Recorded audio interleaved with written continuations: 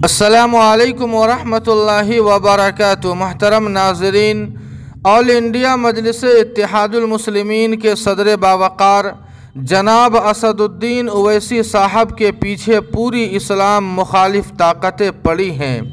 हिंदुत्व का पूरा टोला उनके पीछे पड़ा हुआ है और आए दिन उनके ख़िलाफ़ साजिशें करता रहता है। लेकिन नाज़रीन, ये ताज्जुब खेज़ बात नहीं है, इसलिए कि फ़िरौनी ताकतों की रिवायत ही यही रही है। अफ़सोस और ताज्जुब तो उस वक्त होता है जब मुसलमानों का एक टोला असदुद्दीन ओवैसी साहब के पीछे पड़ा रहता है।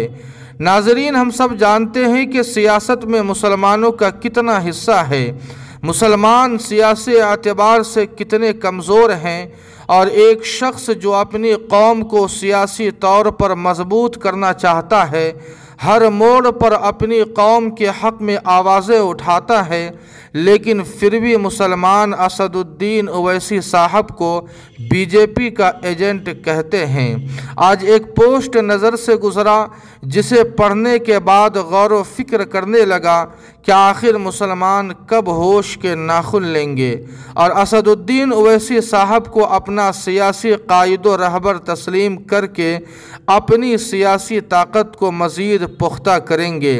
नाज़रीन, मैं वो पोस्ट आपसे शेयर करने जा रहा हूँ।